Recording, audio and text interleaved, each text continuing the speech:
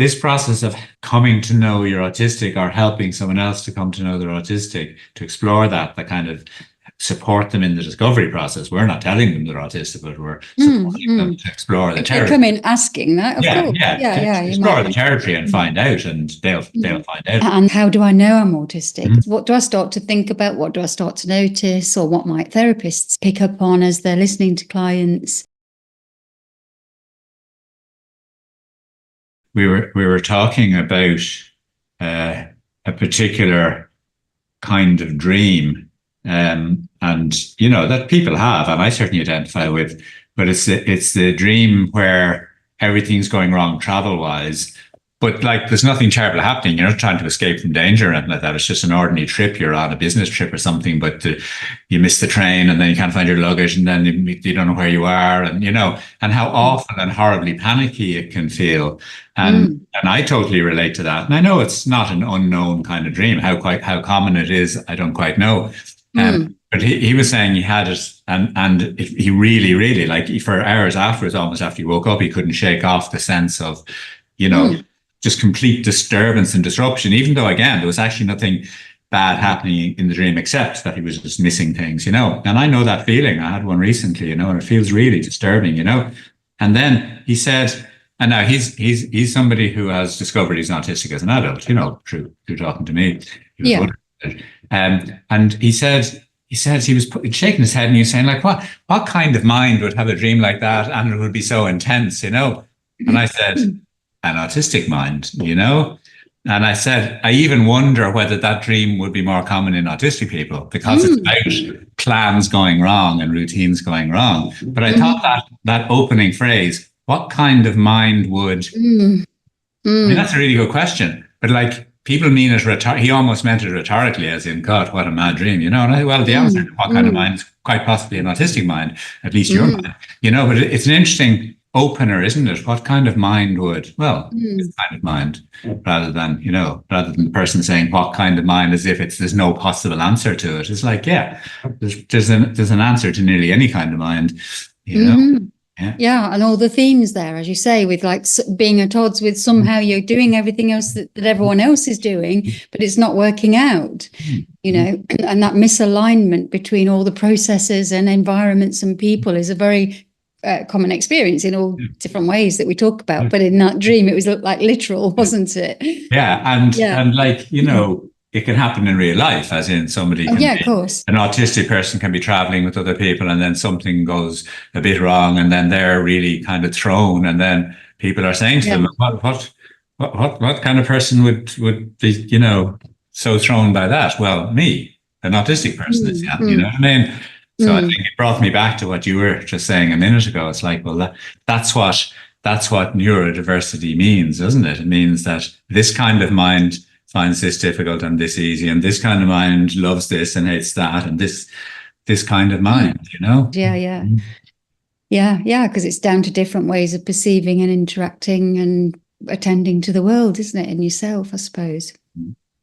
Yeah. And that does bring us on to what we said we would talk about today, which is like, how do I know I'm autistic? Or what do I start to think about? What do I start to notice? Or what might therapists, in fact, sort of pick up on as they're listening to clients? What are we saying here? What are we saying? That's it. A really good question, because we've been talking a bit about the discovery process, but what actually is it? Not just what are the impacts of it, but what is the discovery process? Like, how does somebody discover what, after all, is largely on the inside? How do you identify that you have that kind of mind, the autistic kind of mind? And actually, you know what? There was a time when I went out to a event thing, and it was a time when I was comfortable about saying to people about being an autistic person, and we were talking about experiences. I was interacting with another person who was talking about their experiences of being a member of a minority group, a different minority group actually, and I mentioned that I was an autistic person, and they literally burst out laughing, not because I was autistic, sorry, but I mentioned that I was an autistic person that didn't know as a child, and I had only known in the last decade-ish, and they burst out laughing and say, how could you not know? So that's what we're going to talk about today, isn't it? How could you not That's know, good. and Yes, how what you can you know? have. How could you not know, and how then do you know? Yes. Mm, Yeah, mm, very, very important set of questions. Actually, maybe we should talk a little bit about that. If I am autistic, why would I not have known it up until now? Question. Yeah, that bit of it. mm, That's mm, very interesting. And I certainly mm. explore that with clients. And it's like, I mean, I think for a start, like autistic is just a word, unless you know what it points towards, you know. Yeah, yeah. It's like, you know, like there's a you know, a kind of a funny story told in some old book. I can't remember who wrote it. It's one of these period books going back a couple hundred years. But some character is told the difference between poetry and prose. And then he says, "Oh, but then I've been speaking prose all the time." You know, it's like, here I am talking prose, and he's delighted with himself. Do you know what I mean? And technically he's right, because prose is just, you know, language that isn't rhyming and isn't structured in that kind of way. But it's like, yeah, once you have a word for something, then you recognize it. Like, I Mm. was always talking prose, but I didn't know that's what it was called. You Yeah, I know? just thought I was talking like we're Yeah, just thinking exactly. we're Exactly. living. Yeah. Yeah, yeah. So there's loads of things like that, that when you have a word and know what it means, Yeah. people think autistic means Rain Man, and autistic means, you Mm. know, only boys, and autistic means not being able to go to school at all, or hardly ever leaving home, or not being able to ever to have a job. Then obviously they Mhm. won't think they're autistic if they have a job, or if they've got through school somehow, and Mm. you know, and Or if so they're living with someone in a relationship or have totally, yeah, yeah, children yeah. or have friends. Yeah. So I think that's the first part of the answer is people just don't know what it is really. So So you sort of do know, you see, don't you? There are things that you do know. And that's a really interesting point that you're bringing up, because it's like, how do we go into not knowing? How do we dismiss the knowing? You know, that's a whole big thing in and of itself, isn't it? The how and why we dismiss the knowing. But there are the things that we dismiss, you know, which are the ways in which you can now start to notice and start to actually take seriously and say, oh, yeah, actually, yeah, this or we is can relevant. categorize some of those things in other ways. We just say, well, I'm nerdy, you Yeah. know, or I'm, you know, not good with people, or I'm a loner, or, you know, and, you know, some of those things are Mm. to do with being autistic. Like the nerdy bit does roughly capture something that a lot of people, autistic people, identify with, you know, intensity of interest and so on. Things like loner are more like secondary things, because you don't manage to fit in, you become a loner, you know, but you identify, most people, you know, do identify things that are different about them, but then they try not to think too much about them. As you say, they kind of put them away, but they do identify Mhm. things that are different. And then they maybe try not to be those things, or they try and forget about those things. And that brings us to the whole masking piece, you know? Yeah. So yeah, we just put it to one side in a way, the fact that we seem to not quite be able to easily do things that other people seem to be able to easily do. We just think, oh, there you go, that's me, you know, I'm stupid, I'm whatever, you know. We explain it, we find explanations, in other words. It's just Yeah. right Yeah. explanation. Mm. Yeah. And there's also the sense of sort of, even in a very subtle way, being among people and being included, if you like, but sort of feeling on the outside, getting glimpses of that realization of, actually, I'm on the outside here. I'm not quite the same, or I don't have the feeling of being included by them. You know, they're not embracing me in the same way, as in a belonging sense. But I'll just ignore that, because I am technically here. And so I am here and I am included and I do belong. There's that subtlety about it, isn't there?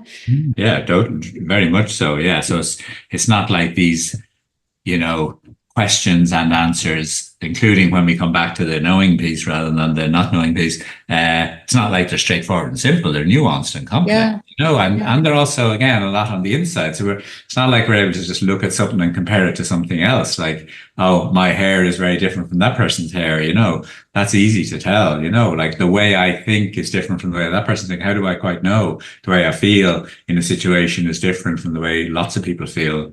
That's a hard thing to know. It takes a lot of Mm. exploration and nuanced, you know, discussion and you know, knowing how to compare. But also, you know, I think also people find alternative explanations, and I think this is interesting for those of us who Mm. are therapists and have also been in therapy or are in therapy as clients and maybe explored some of this before we discovered you're autistic. And it doesn't mean that other explanations aren't there as well. Some of them are, but some of them are really, no, they're a red herring, But we often think, well, yeah, I mean, we think about our early experience and we think, well, I grew up in a fairly nerdy family, so of course I'd be nerdy. Now, of course, genes might have a role to play there, including if it is being autistic, as well as family culture does play a role, So of course, then we think, well, I grew up and of course I'm like my family, That's that, That's what this family is like. We think, well, I must have been fairly traumatized. Maybe that's why I'm not good with relationships and don't seem to fit in as easily as other people. We think, oh, it's somehow, I developed social anxiety. I've got, borderline personality disorder. And then some of those things are actually suggested by other people, by therapists and by psychiatrists. And again, sometimes you can be autistic and have borderline personality disorder as well. So certainly a social anxiety as well. So it may be that, those fit as well, but it kind of hides. I think sometimes people who are autistic and develop an eating disorder, once they get diagnosed with an eating disorder, they see that as explaining all the parts of their psychology. In fact, they're autistic as well, That's another territory, I think. Yeah. And to contribute to the masking conversation or understanding, I saw a lovely thing come in my Facebook feed yesterday, and it's a meme with someone holding up a sign, and it says, "Stay away from people who think you're arguing every time you try to express yourself." Wow. I know. Very good. Very good. And I thought, and that could lead to masking, because when I'm I'm talking about I'm as in representing an autistic person's experience of being a person simply expressing themselves and noticing the conflicts or the friction about that, or even full on arguments, as this meme is saying.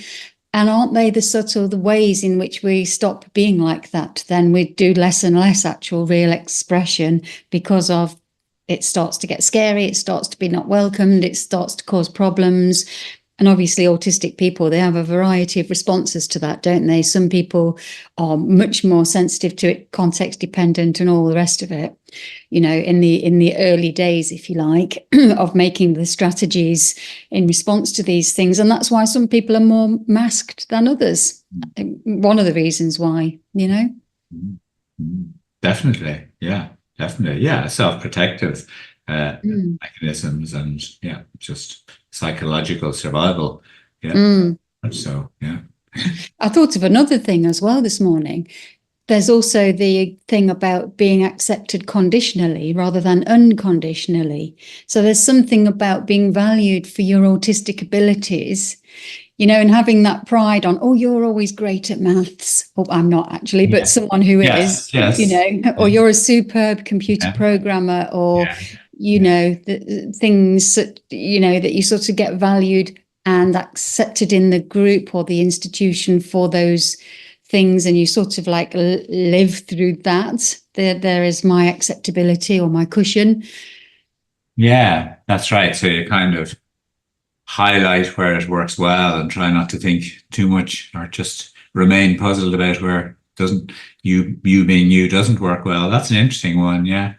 I remember that, getting by on, the things I could do really well and trying to maximize those. And then almost kind of playing to that part. Like I remember a particular job, like, gosh, in my 30s, when I was starting to settle a bit into a bit more confidence in my life, because my 20s was fairly rough going, because I was really disturbed by my not fitting in and my difference and so on. But I suppose maybe I got some therapy, but I also maybe learned to mask a bit more or whatever. But I remember a job I got in the counselling field, and a job I really liked and fitted in well, and again, a bit working with people, a bit struggling with life. So, that's always an easier setting to fit in with. But I remember with other staff, I'd be the sort of person who somebody would raise a question sometimes about something to do with the job. Like, I wonder, what do we do about such and such, or where is the such and such, or who knows about, and or it could be just a random thing. But I would have that, sort of trivial pursuit like ability plus fascination with the job. Whereas I'd often have the answer. I'd say, oh yeah, well it's such and such. Or, you just actually, yeah, you check, it's this. I'll dig it out for you, or and I actually remember specifically once in one of those occasions, one of the staff laughing and kind of saying, "Do you know everything?" And I say, "No, there's 14 things I don't know." I just remember that for some reason, because she thought that was funny, and I said, "What are the 14 things?" But I don't know one of them. So it's like that kind of knowing loads of stuff and having a particular odd kind of quirky wit. They are two things that I got by on, Yeah. and they're very clearly part of the autistic side of me, but yeah, I would put those out front and keep other stuff back, just say no and tell myself in a way, no, that's who I am. I'm just a bit sort of intellectual and odd wit or whatever, rather than thinking, oh yeah, I'm also terrified of social situations, so yeah, it's an interesting one that I hadn't quite seen that one so clearly. We kind of really try and identify more strongly with the where it's good to be those things, those things we have in our list. And that language that you used is interesting. I love turns of phrase because they can reveal a lot, can't they? When you said, I used it to get by, so that sort of indicates, doesn't it, a leveraging of that. But what for? What's it for? Why would a person need to leverage something? Exactly. Why would they need to get by rather than just get on with their lives? Oh no, totally. I mean, I remember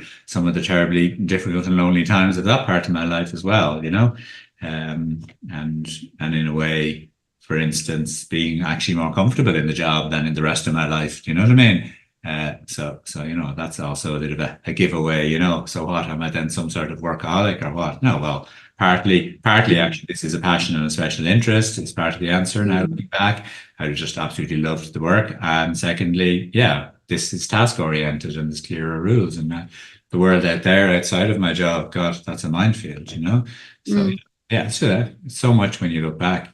But I think that there are interesting questions there about, like, if knowing is coming. In other words, if somebody is coming to the point of thinking, I think I'm beginning to think, and I'm beginning to perhaps know that I'm autistic, and what's before that often is that, well, then, but how could that happen? If surely I'd always know if it's the case, So it is a very interesting question. Why that isn't? Why that doesn't make any sense? No, there's no for you to have clarity around that until it comes into focus, basically, and a whole lot of reasons why you wouldn't.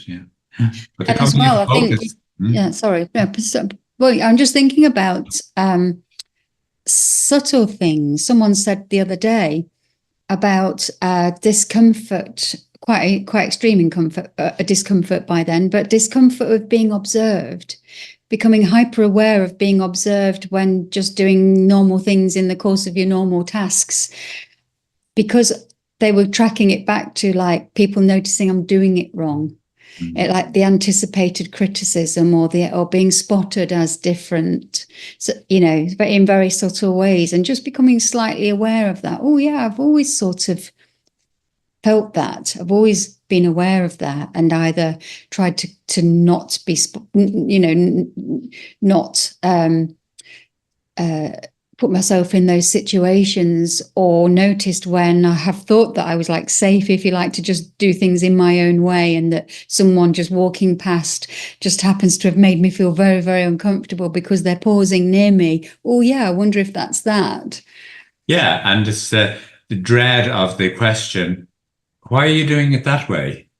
Because we do get that, I think, particularly as children, and then often enough as adults, we actually have experienced that. People have said to us, yeah, exactly, doing it that way. Nobody does it that way. Look at the way he's doing it. Do you know what I mean? And not that you can't explain with rational reasons why, but that's what seems to be happening, is you're worried about them just thinking, oh, that's weird. Yeah, exactly. Oh yeah, it's not a it's not a real question, it's a rhetorical question when they say Yeah. that way. It's not curiosity, it's puzzlement, as in that's daft. What on earth do you do? You know? Yeah, it's Yeah. skepticism. Yeah, yeah. And exclusion. It's like Mm. you're odd and wrong, obviously, because it's not familiar to me what you're doing, you know. You must be weird. Yeah, yeah, yeah. Mm. Yeah. And then trying to bring it into focus in some way. So, you know, and in that process, that question comes up of, well, you know, if this is going to come into focus, why do we even have to work on it? Why do I not? Why didn't I already know it? If we discuss that a bit, say, with a client, then we move back, you know, to, okay, now let's look at it again and let's start, you know, let's start seeing whether there's enough there for you to know you're autistic. Now, of course, many of us went through that process without a therapist, too many therapists to go through Mm. back in the day, you know. We just Mm. went off and, you know, Mm. you were, you know, putting together some thoughts on this, I think, you know, lots of reading and making lists. Making lists. Ping, there's another. By the way, one of the things I love when I start exploring this with the client, because obviously I put out information and I say, well, these are some of the things we can look at, and here's the classic things, and here's the DSM list with neuroaffirming language on it, and here's some other things, and I'll give, you know, models like, you know, tends to be very focused on, you know, right and wrong and justice and doing the right thing and rules, like Greta Thunberg. You know, I'll provide plenty of psychoeducation and information, and maybe even suggest things to read and so on. But also, what I love is once that starts opening up, once you drop something in and they start talking, then they'll often mention other things, and I'm waiting for them, and then I'll say, you know, what you've just said now is something that I didn't mention at all, but that is it's classic. It's very common.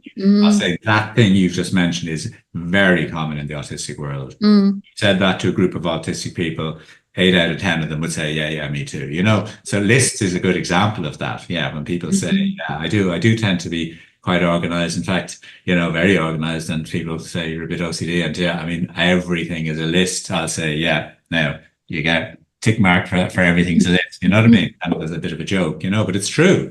Yeah. You know, not every autistic person loves lists, but so many do. You know, it's like, Yeah. why would you not do it according to a list? You know, by the way, I have this slogan, which is, without a list, I feel strangely listless.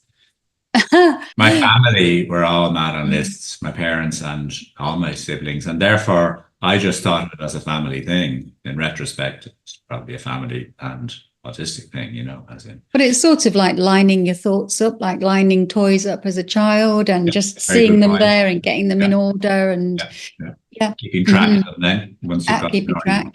Yeah. But yeah, no, I remember doing the list thing. Yeah, I still have actually my main list that I put. Oh, absolutely, I have lists Somewhere. Yeah, I still have it on the computer somewhere. I could find it quick enough. You know, the master list that I put together finally to kind of, you know, kind of say, well, there you are. There's you. There's being autistic. Look, you know. Oh, I see. List of features of self. Oh, I see. No, I haven't done that actually.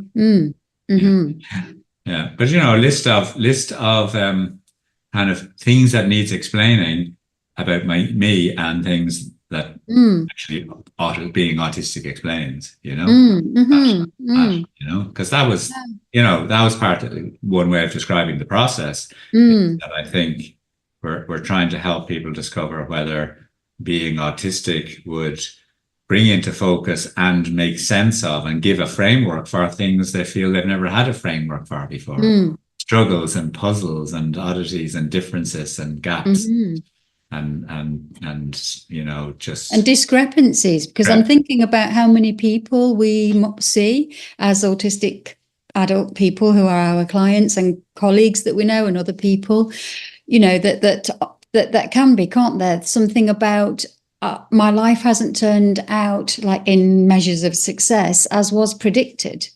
You know, and that's an interesting one to follow, isn't it? Very, like, why did it all go wrong at such a point? Yeah.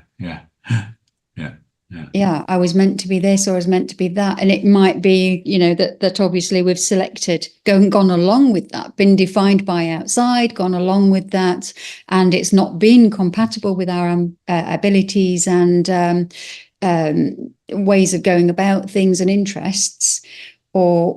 Or it could be that actually we're not unmotivated, because actually what we might define as, we meaning an individual person, might define as success or aspirational, which is different really to the thing that we're actually aspiring to succeed at, so there's that push and pull going on internally. Yeah, between our more authentic self and more authentic needs and wants and motivation and loves and passion. It can be distressing, can't it, when clients talk about it? Often that's part of like recent background, if not the presenting thing that people come about. It seems to have all gone wrong, or I'm not doing what I should be doing, or I'm not sorting, I'm not sorting things out, or I'm not progressing as I should, or I haven't got anywhere, or I just can't do it. Yeah, or whatever it is. Yeah, or it seems to take so much out of me. It's like I've got to this point in life and I'm just about keeping it going. Other people around me seem to be doing fine. I'm just always seem to be struggling and exhausted and finding it difficult, to do what I'm doing. I am doing it, but I thought it should be a bit easier, surely, that as well, Or even like existential stuff, like the feeling of, I don't know what I'm doing. I just don't know what I'm doing here. What's this all about? Why don't I know, what my life is supposed to be? Why haven't I got the life that I should be having? And what even is that? That's like a confused space. Yeah. Yeah. It's interesting, that piece, because there's no doubt that, probably you and I, and probably lots of late discovery autistic adults, and lots of our clients who are late discovery autistic adults, are, reaching that exploration partly through, sort of hearing about it and thinking, gosh, yeah, I've puzzled about myself sometimes, but and so would this be relevant to me? Particularly in last few years, it's just becoming so much more part of what people have heard of and know a little bit about, or other people know that they know something, or discover they're autistic. But a lot of the time, it is about the struggles and problems and mental health issues and relationship breakdowns and stuff that, in other words, comes to therapy anyway, or doesn't come to therapy, but constitutes greater than average life struggles, And it's an interesting piece because, like, for a start, that could bring somebody to seek help and then discover they're autistic, and otherwise perhaps they mightn't, though nowadays I think it's getting a little more likely that they will. The question will get raised at some point, hopefully, for people.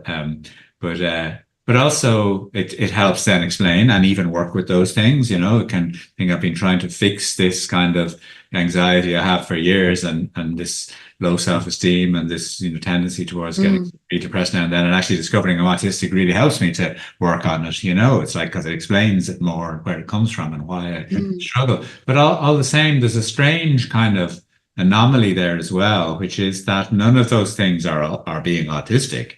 They're secondary things, which you mightn't have. You could be autistic and have none of those things. You could be autistic and be really happy, by the way, secret, Of course. And some people are, and hopefully lots of people will be, and hopefully lots of people who have been unhappy, like myself, I'm way, way happier, over the time I've discovered that I was autistic. It helped me to be happier in life, and less stressed and less anxious and less, but then there's an interesting kind of a little anomaly there, which is that then it's almost like, autism is a bit less visible then. It's visible in its damage.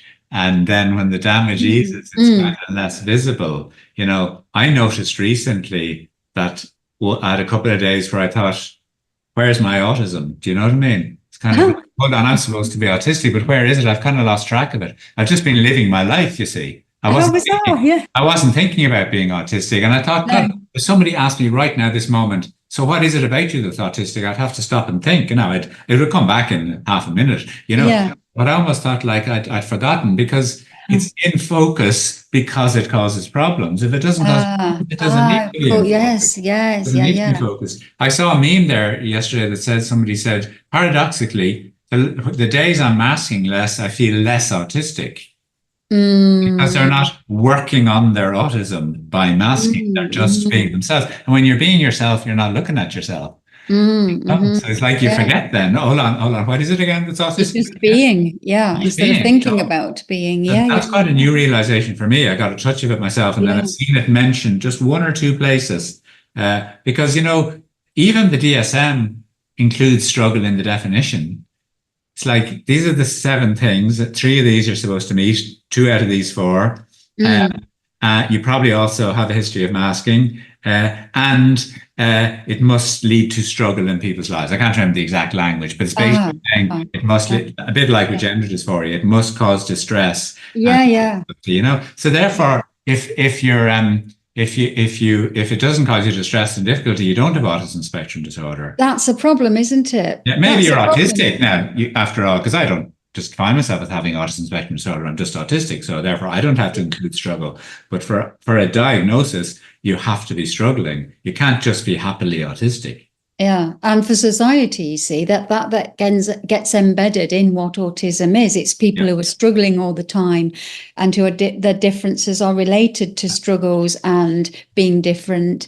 But actually, so are the joys, But it's just a fact. We just are different. That's that, But it doesn't. Yeah, that's a really interesting thing, isn't it? And I'm talking just recently to who's looking at whether they might be autistic, and in looking with them, might I be autistic? And there's various things that led them to wonder about that.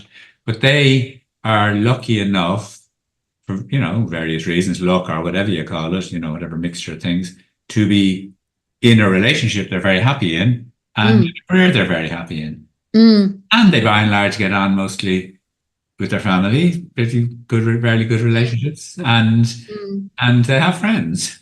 So on the face of what a lot of people would look to first, and now it's not that they have literally no struggles or confusions around friendship. There's nothing to look at there, or a lot of extra work going on in their head around some of those things or whatever. But they're lucky enough, like Luke Bearden says, autism plus environment equals outcome, because it looks like this person is autistic. We've had it, enough now where they're thinking, yeah, it's starting to look that way.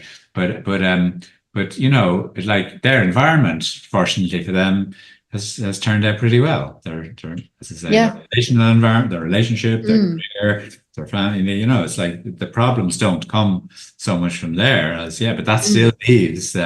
I've always been puzzled about myself, and I didn't quite know what that's what autism is. But now that I know it is, that completely fits me, something in me that I've always puzzled about. And it isn't necessarily about like I'm having massive struggles, some struggles, and the realization will make it easier and make a lot more sense, but not kind of like, I'll absolutely kind of all my life has to change now. It's more like actually I've been most of my life in place, but now I understand myself better, and I always marvel when I'm talking to autistic people who have made choices based on their real selves, even if it's been intuitively, so they've ended up married to the same partner for 25 years. That is the right studied what they wanted to study, no matter what. That as well. To go into, as you say, just intuitively, stubbornly, whatever, they just did that, and or pursued certain interests, regardless of what anyone else thinks about it, and not had it bothered them. You sort of want to cheer them on, don't you? Totally. That's great. And it's still it's very lovely to see it, it's lovely to see that people are in that position, because then, they can just sort of get into alignment with themselves, and like, I like those sort of, that kind of language, realigning yourself, getting it properly calibrated, those things like that. Because, coming back to this question of like, how does anyone explore that knowing, and how do they come to gradually think, well, I think now I do know that I'm autistic. one of the things I say a lot working with clients is like, we've been talking about this a bit. Spits are clicking for you. You're wondering, it's like, well, am I just seeing a few things, or do I just want to see them, or what does it all amount to? At some point I'll say, well, look, kind of almost, why not sort of try it on for size? Oh, right. Yeah. Rather than thinking, am I, looks like I might be, why don't I think like almost like, today I will assume I'm autistic and see how the day goes. And that's a really interesting experience for a lot of people. It's almost like that sometimes what kind of clicks it. It's almost like when I let myself be autistic, I'm more in alignment. It feels easier. The suit fits easier than my usual suit. Do you know what I mean? The car runs smoother than my usual car, metaphorically, by the way, I also, because a lot of autistic people, of course, have highly critical minds, I also say, once you feel fairly comfortable that you're autistic, we'll challenge it. We'll do devil's advocate on it and kind of see can we pick holes in it so that we're not just getting confirmation bias. So this process that we've been talking about and that you kind of pointed to for today's discussion, I think it's a really important one. It's like literally that question: how do you get to know so that you then feel you do know and that you have good reasons for knowing?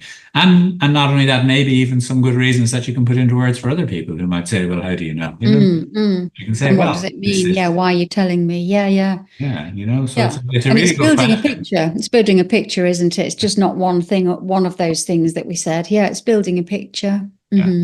Of who am I and what have I noticed about the discrepancies between potentially my inside self and the external representation of myself. Possibly that's another way in. Another one. What do you think about this? When people have had noticeably difficulties, if you like, there's always been an issue with like having conversations with medical professionals or with housing, things to do with housing or to do with employment and all the big important things. And when you've got to have really important meetings just one-on-one, there's always that, oh no, that kind of feeling like I wish I had somebody with me. Why do we feel that? Because of just knowing there's going to be a struggle to be understood properly and get to not be marginalized, to not have my interests squished down. Missed. Yeah. That's a very interesting example. Yeah. And I think those kind of, what's really useful for therapists, I think, is to kind of have a stock of those kind of examples in their heads, because you can just ask straight out, do you find, official situations difficult or something, but to give some examples, of what you mean by that. Or you can say, well, autistic people, like one of the ones on the DSM list is about, routine and order and, things like that. You can just say that in a sentence, but what's more interesting is to say, now, that can take lots of different forms. I mean, that doesn't just mean having your room tidy. It could mean having all your CDs tidy or all your books tidy. But, often it just means lists, and it just means liking to plan your holidays and liking to, so let's open that up and to have lots of examples of, the example you're giving, I think is a great one, because what I sometimes say is, well, look, one area that let's look at, to explore whether you might be autistic is, do you find politics with a small p excruciatingly difficult? Like when something has to be sorted out at work between colleagues, when there's a tension between people, when you have to negotiate with somebody, like for instance around housing, you have to make your case, you have to deal with the power dynamics of situations. Does that absolutely really, really, really challenge you, and seem to be much easier for lots of other people, And I got a lot of politics who will say that, I love my job, but as soon as it goes a bit in that direction of now I have to ask for something or prove my case or sort something out or sort something out between other people or figure out why somebody's annoyed with me or explain why I don't want to go out for a drink or, then be seen as, unfriendly or whatever, that's the stuff. And again, that's where a lot of people really perk up and think, this is interesting because you mean that's common for autistic people? Yeah, exactly. So, oh, well, in that case, this is making sense, So I think, yeah, your example is a very good example to. And it can range, can't it, from like, oh, why am I worried about these kinds of things, from full on people just like blocking you and ignoring you, or not understanding your perspective or saying you're wrong, to very subtle things such as you say something and they agree with you but reframe what you've said so that it isn't what you said. And that's awful, isn't it? Because it's just like being behind a glass wall and you think, totally. The sound that's coming out my mouth, is this not reaching you or something? Because you're saying I'm saying something else and I'm really not saying that. Yeah. Oh, that really hits me, that example. Yeah, that's a very good example. Oh, do you know, this week I actually celebrated, this is how what we're talking about here. I actually celebrated because I got a refund for something that I was sold that was defective. And now, isn't that normal? Everyone has the right to do that. You've got your statutory rights. It's not normal for me because the dread of having to go along and do it. It was only about £90 worth of thing. So I was thinking, normally I'd probably have just left it because it would have been too stressful. But I did it. I actually did it. And it started off with a in-person visit. That didn't go well. And I realized that I was being pushed around and just said, okay, well, go and check out this other thing that you said, and then we'll follow up. They phoned me. Actually, I couldn't answer the phone because obviously in session with clients and so on. So they emailed. Well, it helps, doesn't it, to be able to write things down because you can think about what you're saying. And I, in my reply, wrote about 5 paragraphs because they'd left out certain crucial aspects of actually what the reality of the situation was, that pointed out that actually the liability was theirs and not mine, and the item was defective. They offered me half the price back. I thought, no, because that you're still not accepting that liability. I'm not splitting the difference with you because you're still trying to tell me that I don't have a case, that I am not important enough or I'm not relevant enough to be treated legally, and that's not going to happen in this situation. So I just said, well, you're admitting that this and this, and for those reasons I'm not going to take half of the money back, and said that, and then got an email back about 3 hours later to say the money had been paid into my account.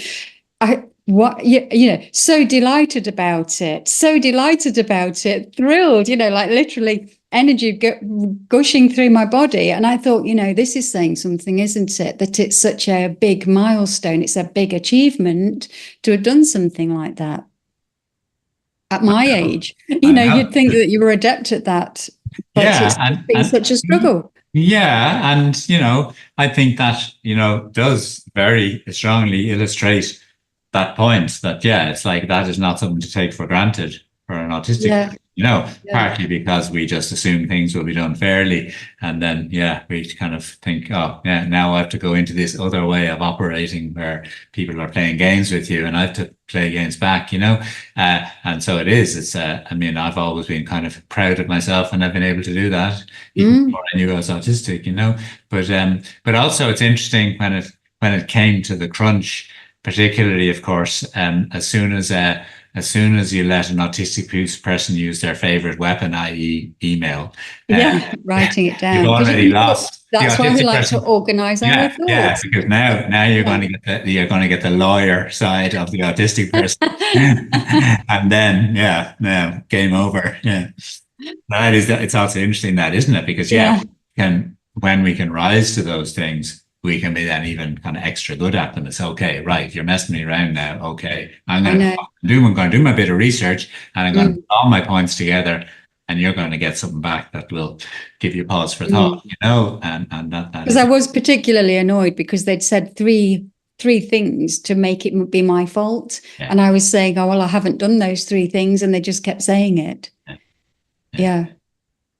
And that's an interesting point as well, maybe again for us to maybe even come back to a bit, is that of course this process, and this is kind of probably follows on from something I was picking up earlier as well, the struggle thing and so on. Like this process of coming to know you're autistic, or helping someone else to come to know they're autistic, to explore that kind of support them in the discovery process. We're not telling them they're autistic, but we're supporting them to explore the if territory. They come in asking that, of course. Explore the territory and find out, and they'll find out. We won't be telling them, but we'll help them explore the territory. Then, of course, if we're doing that, then we aren't only focusing on the puzzles and difficulties and struggles. We're also saying, well, let's look at what you love. Let's look at what you're really good at. Let's look at your strengths, let's look at the things that people, can praise you for, or admire you for, or look funny at you and thinking, how on earth did you do that? Or, or the reputation you have for being such a great holiday organizer or whatever. Let's look at those things too, because they're just as relevant to the question, am I autistic, as any of the struggles are. Yeah, such as, have you got any very enthusiastic feelings and actions towards a particular interest that you've pursued and become an expert at, and that you really, really enjoy immersing yourself in? You might have had various ones over your life, or are you that way about your job, and people even in your job look at you and think, God, you're really into it, much more seriously than us, that kind of thing. Yeah, that's a really lovely one to explore. And most people, if they know any vague bit about autism, think that automatically means some unusual special interest. It doesn't. It means that, again, coming back to the phrase I used earlier, a kind of mind. It's having a particular kind of mind that's deeply curious and very passionate and very enthusiastic, like children. Yeah, absolutely. Yeah. But with a grown-up mind and abilities. And, they were always interested very enthusiastically about fashion and makeup.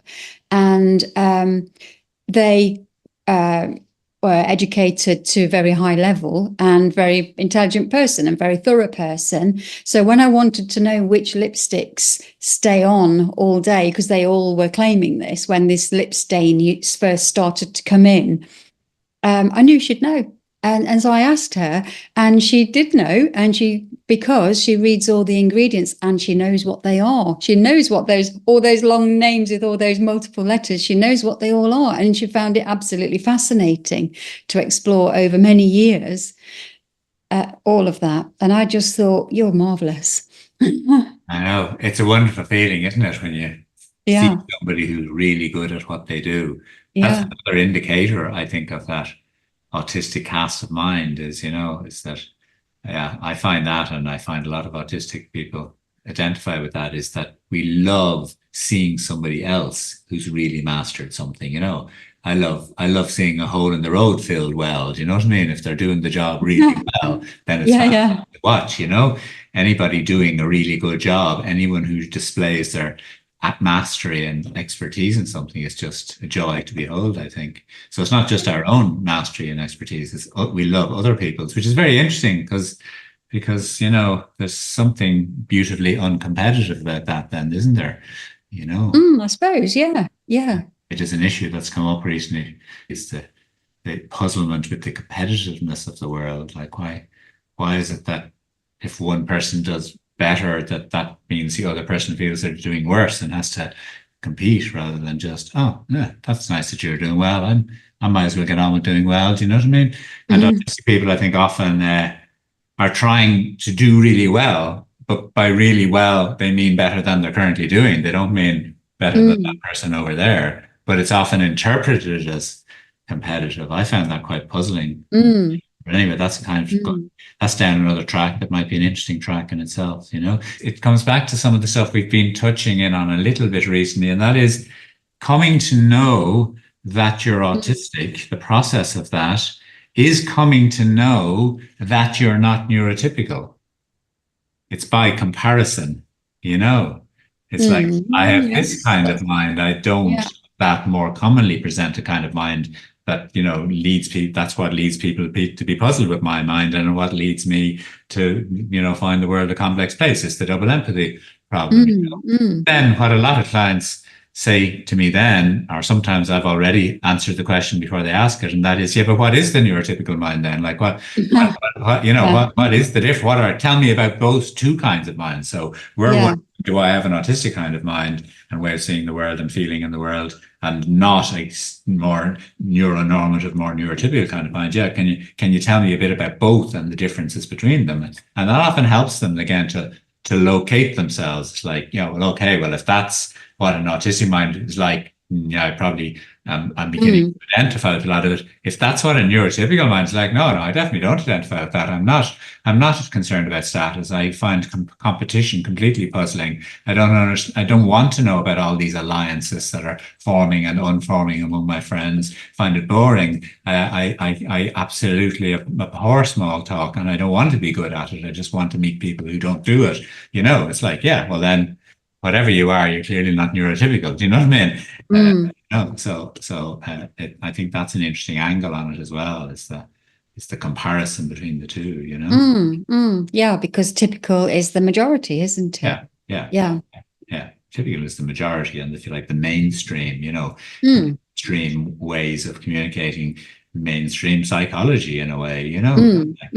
Descriptions in a psychology book. Human beings are very status orientated, and, you know, very much, you know, us and them based, you know, in group and out group, and, you know, very, you know, strongly focused on you know, conveying, you know, local social information. In other words, gossip and small talk. Do you know what I mean? But like, yeah, autistic people don't see themselves in that description, you know. So it's interesting, and that's another interesting aspect of the knowing, I think. Ways of seeing the world, and yeah. Yeah. But anyway, there's always lots more. Yeah. Another fascinating conversation. Yeah, indeed. Yeah. So we might pick up next week on something else. Yeah. Let's see. Yeah, where that takes us. There's lots in what we're talking about, because I do think it's a big issue these days. Like 10 years ago, not so many people were asking themselves this question or looking for help around, might I be autistic? Now, loads of people are. That'll continue for another, probably, I don't know, a couple of decades. But then not many people will be asking that question, because agreed. Yeah, they'll either know or they won't know. You know, they'll find out when they're younger. You know, so we're in an interesting phase here where this is a big thing. Yeah, big thing. Interesting point in history. Yeah, I agree. Yes. Yeah. Interesting time to be doing this work. Yeah, it is. Yeah. Yeah.